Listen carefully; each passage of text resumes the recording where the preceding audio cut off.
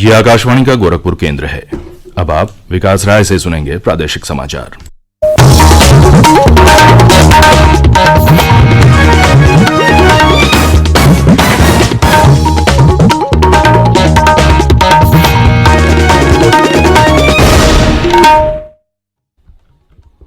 पहले मुख्य समाचार।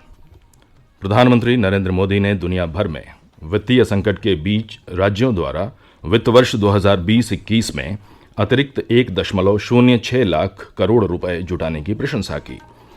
प्रदेश में कोरोना संक्रमण के 255 नए मामले सामने आए। सक्रिय मामलों की संख्या घटकर 3,910 रह गई। मुख्यमंत्री योगी आदित्यनाथ ने धर्मांतरण कराने के दोषियों के विरुद्ध राष्ट्रीय सुरक्षा कानून के तहत कार्रवाई करने के निर्देश दिए। और प्रदेश के राहत आयुक्त ने कहा, राज्य के सभी तटबंध सुरक्षित। जून माह में अब तक सामान्य से 258% अधिक वर्षा हुई।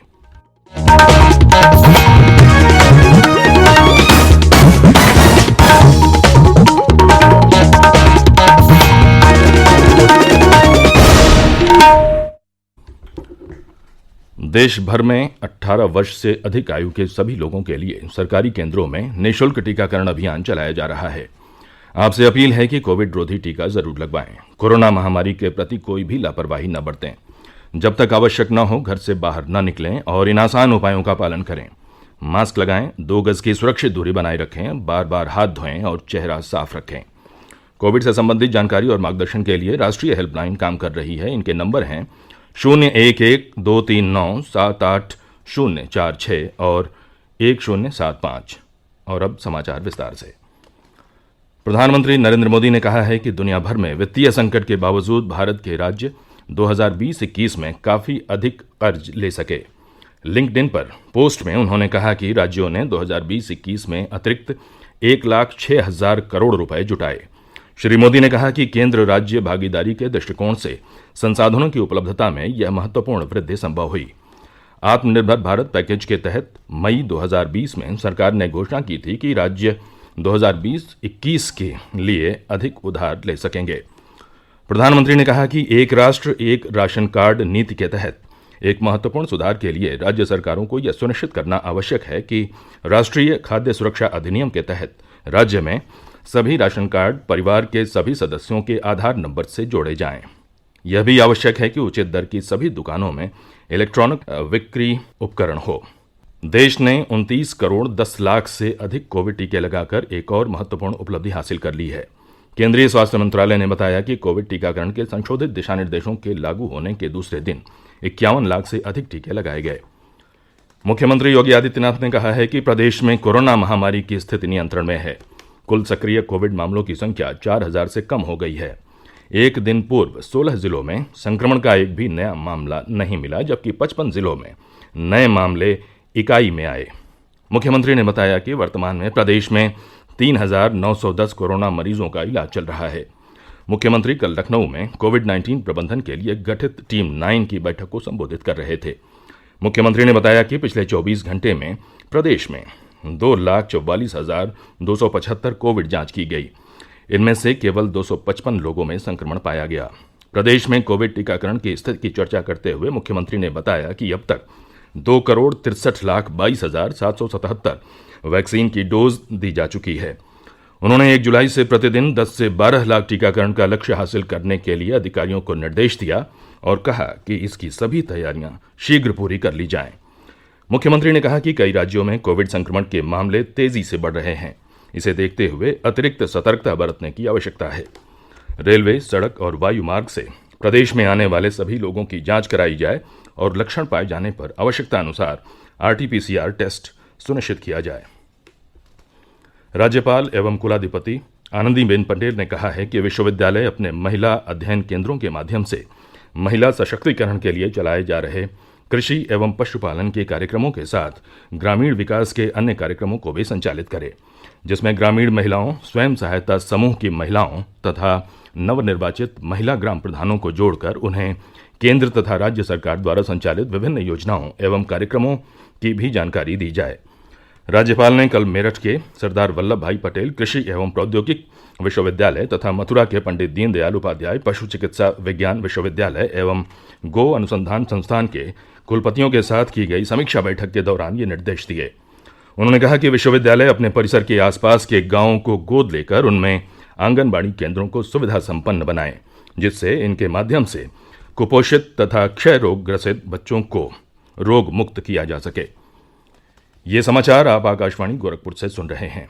ये समाचार बुलेटिन हमारे YouTube channel AIR news Gorakhpur और ट्विटर हैंडल AIR News_GKP पर भी उपलब्ध है।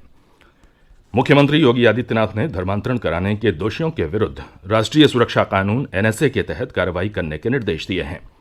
उन्होंने कहा कि धर्मांतरण कराने वालों की संपत्ति जब्त कर सख्त कार्रवाई की जाए।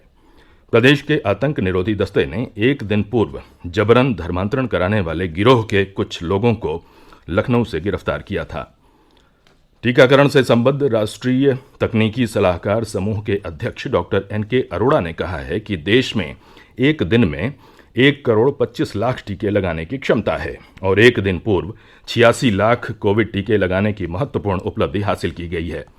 दूरदर्शन समाचार के साथ बातचीत में डॉक्टर अरोड़ा ने कहा कि हर दिन कम से कम 1 करोड़ टीके लगाने का लक्ष्य है। NTAGI के अध्यक्ष डॉक्टर अरोड़ा ने टीकों के बारे में अफवाहों और भ्रांतियों से बचने के लिए जन भागीदारी से लोगों को जागरूक करने पर जोर दिया है। कोविशील्ड वैक्सीन की खुराकों के बीच अंतराल के बारे में डॉक्टर अरोड़ा ने कहा कि फिलहाल अंतराल में बदलाव करने की जरूरत नहीं है। प्रदेश के राहत आयुक्त रणवीर प्रसाद ने कहा है कि प्रदेश के सभी तटबंध सुरक्षित हैं और कहीं भी चिंताजनक परिस्थिति नहीं है।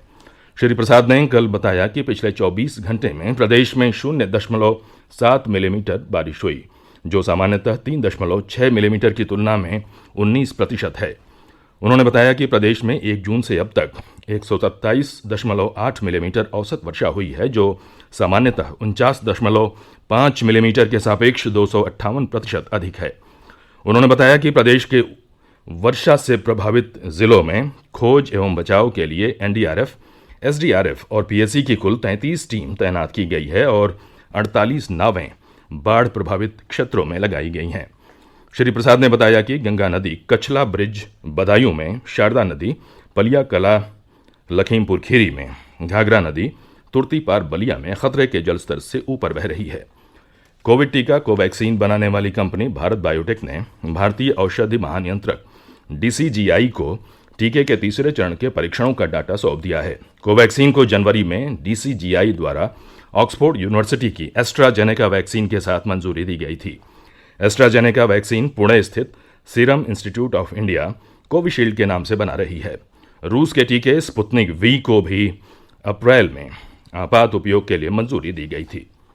न्यायमूर्ति मुनीश्वर नाथ भंडारी इलाहाबाद उच्च न्यायालय के कार्यवाहक मुख्य न्यायाधीश होंगे। श्री भंडारी 26 जून को पद की शपथ ग्रहण करेंगे।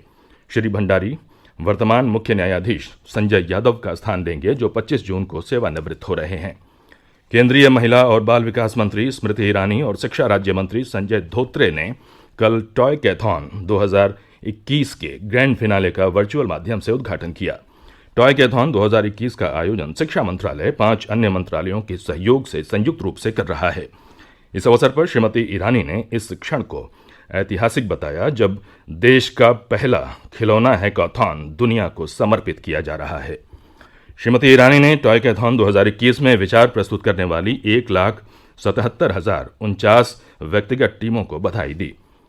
फैजाबाद गोरखपुर शिक्षक मंडल से निर्वाचित विधान परिषद सदस्य ध्रुव कुमार त्रिपाठी ने कल लखनऊ में मुख्यमंत्री योगी आदित्यनाथ से मुलाकात कर आजमगढ़ जिले में स्थापित किए जाने वाले नए विश्वविद्यालय का नामकरण पूर्व शिक्षक नेता स्वर्गीय पंचानन राय के नाम पर किए जाने की मांग की।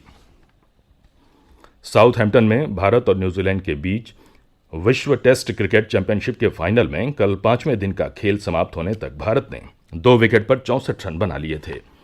विराट कोहली 8 रन और चेतेश्वर पुजारा 12 रन बनाकर क्रीज पर हैं। इससे पूर्व न्यूजीलैंड ने अपनी पहली पारी में 249 रन बनाए। और अंत में मुख्य समाचार एक बार फिर। प्रधानमंत्री नरेंद्र मोदी ने दुनिया भर में वित्तीय संकटों के बीच राज्यों द्वारा वित्त वर्ष 2020-21 में अतिरिक्त 1.06 लाख करोड़ रुपए जुटाने की प्रशंसा की। प्रदेश में कोरोना संक्रमण के 255 नए मामले सामने आए। सक्रिय मामलों की संख्या घटकर 3,910 रह गई। मुख्यमंत्री योगी आदित्यनाथ ने धर्मांतरण कराने के दोषियों के विरुद्ध राष्ट्रीय सुरक्षा कानून के तहत कार्रवाई करने के निर्देश दिए। और प्रदेश के राहत आयुक्त ने कहा, राज्य के सभी तटबंध सुरक्षित। जून माह में अब तक सामान्य से 258% अधिक वर्षा हुई। इसी के साथ ये समाचार बुलेटिन समाप्त हुए। नमस्कार।